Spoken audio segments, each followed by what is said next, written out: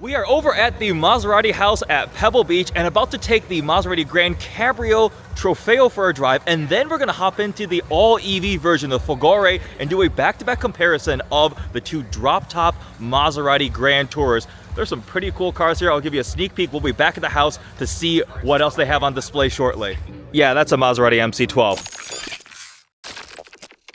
Here is the lineup, and we've got the keys to the white one. So off we go. It is gray and gloomy right now, but you know, I have the convertible, so I have to put the top down. But take a look at this interior spec, that red leather, wow. A little bit of a welcome sequence. The start engine stop button on the steering wheel, and... Thank you. That's sport mode. Haha! Yeah, that's immediately familiar, but with the big change of the top down, this is nowhere near ideal convertible weather that we have right now. Monterey, especially over this area, gets really foggy, especially in the morning. All right, we are going to make our way over to 17 Mile Drive, do a quick little scenic cruise in the GrandCabrio Trofeo. So there are three iterations of the latest generation GranTurismo and GrandCabrio. GrandCabrio just means convertible, GranTurismo is the coupe. We have the Modena, the Trofeo, and at the top, the Folgore. I say at the top for the Folgore, it's kind of more like a parallel fork, but it has the most power. It is the quickest, the all-electric version, which we'll be driving next. The two Modena and Trofeo trims have the twin-turbo V6 for the Nettuno family, a 3-liter twin-turbo V6 that is derived from the MC20. It makes a little less power in the GranTurismo and GrandCabrio. The Trofeo one we're driving is the most potent one. 542 horsepower, 479 pound-feet of torque. The Modena gets detuned down to 483 horsepower. I have spent pretty extensive time with the GranTurismo Trofeo, and I liked it quite a lot. It's a grand touring car, right? So it has to both be comfortable and luxurious on long drives, but also still be sporty, handleable. Not a supercar, not a track car, but it has to be able to drive well. So does taking the top off change that at all? It'll change the experience, but I expect it to drive fairly similarly. I'm gonna go into Corsa now. It'll lower the suspension with adjustable height air suspension. And also, for the first time ever,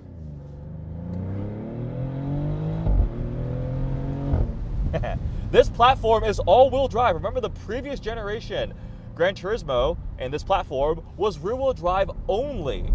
Let's actually put the roof up just to test it at speed. So swipe and hold. I don't like that everything is through the touchscreen.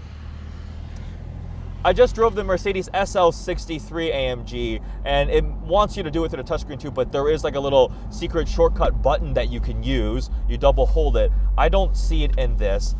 MC20 Cielo was the same way, right? The roof controls were solely through the convertible, through the touchscreen, which you have to look down, you gotta hold and swipe, so I don't love that aspect of things. Oh look, there's a Folgore, or the Trofeo, there's a bunch of us doing these test drives right now in the GrandCabrios. See, sounds good. Actually, I'm in a convertible right now at Pebble Beach. Why do I have the top up? It's going back down. Wait, which way? Swipe and hold, this way. The interior feels the same as the wow, I got burst of wind in my face, as the GranTurismo. So the double touchscreens here, the full digital cluster. This thing is quick. These are very, very quick. And I remember being quite impressed with how good the Trofeo is in the canyons. I spent a lot of time driving them quite quickly up in around Southern California. So what I'm really excited for is the next car that I'm gonna hop in, the Folgore version, because I haven't driven any of the Maserati EVs yet. They're gonna be trickling out electric versions on all the platforms. So that is up next. And with that, we will head back to the house and swap out of the Trofeo into the Folgore. Opening convertible top, and we can go. In silence. Well, it's mostly silence, a little bit of like generated noise. So the Folgore has 3 electric motors. It is all-wheel drive, so all iterations on this platform are all-wheel drive, whether gas or electric. And each of the electric motors is apparently able to produce 400 horsepower, so math would suggest 3 times 4, 1,200 horsepower, but the limiting factor is actually the battery pack, how much it can discharge energy-wise. So this actually does 750 horsepower, which is still plenty, and 996 pound-feet of torque. So it's got some pretty fancy tech for the powertrain, the electric motors. It can do torque vectoring with the 2 motors out back. All right, we're in Corsa.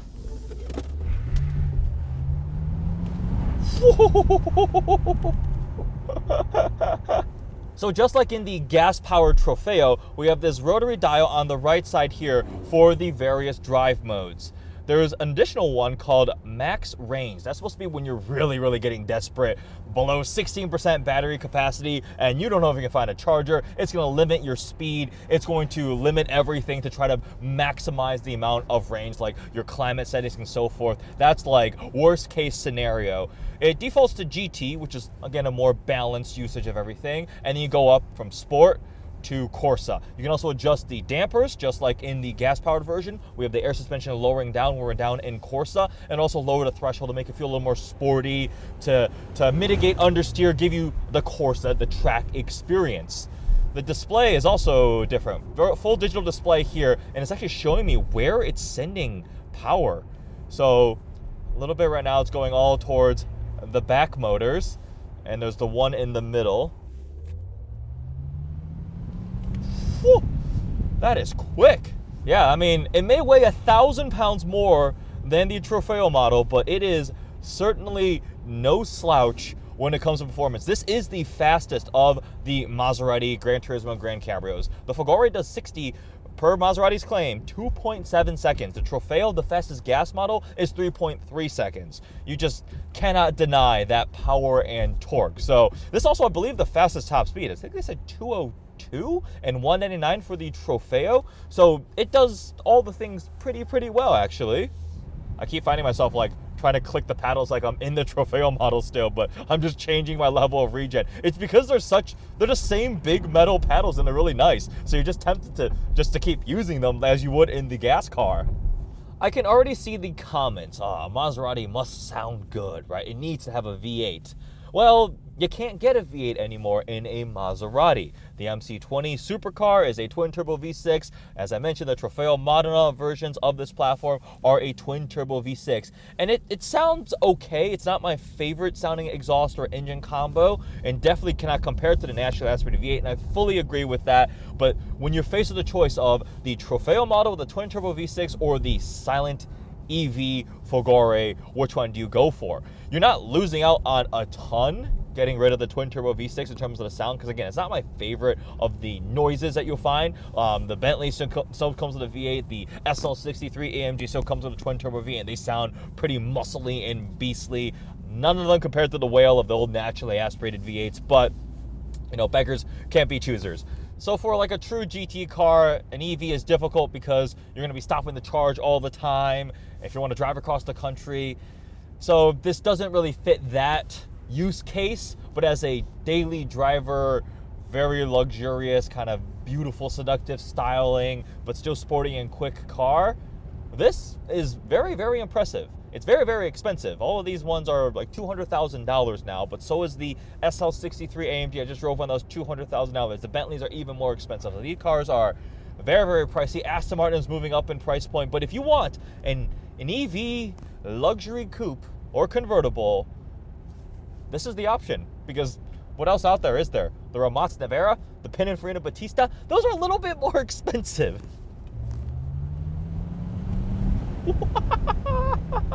Yeah, that's quick. Wow, that is noticeably more aggressive and faster than the Trofeo, for sure.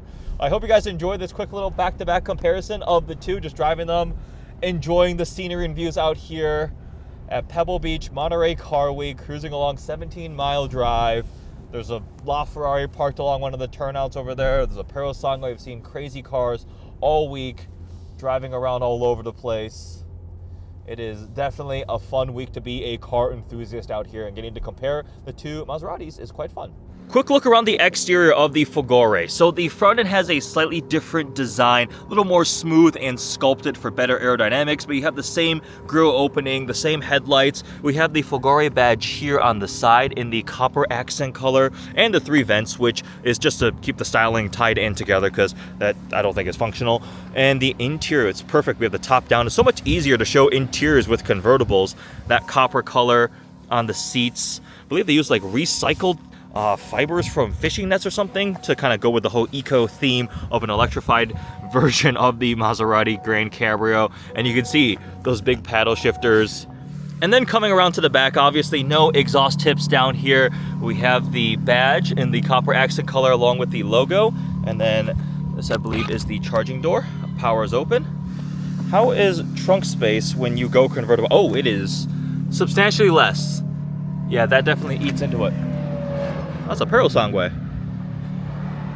So we just finished driving the GranCabrios, and let's take a look at this MC12. Maserati royalty. Shared on the platform with the Enzo, but way more rare. And this one is finished in the iconic white and blue color scheme. You forget how massive these things are too. It is really, really long and wide. It's straight up race car. They did race one of these before, but yeah, that's pretty cool to see. Just take a quick look at the rear, the fixed wing, the carbon fiber. Wow, I think this is some client's car, but these are always really, really amazing to see. We also have another Folgore here in like that launch rose gold spec. Yeah, this was properly impressive. Oh wow, that interior is wild. This blue and white color combo. Even the carbon has that copper insert. This one is a very, very cool trim. Got another one back there. That's the coupe and the GrandCabrio Folgore. So the all EV version of the crossover, the GrandCabrio. And this one is the GranTurismo, the coupe. This house is so cool. You have the view out of the golf course. The outdoor space is quite impressive. And it just merges into this indoor area. The beautiful glass. I love the ultra-modern architecture. Yeah, this is quite a nice house and event space. And then you got a little water feature up front. And back up front with the MC12 and all the various cars here for the test drives.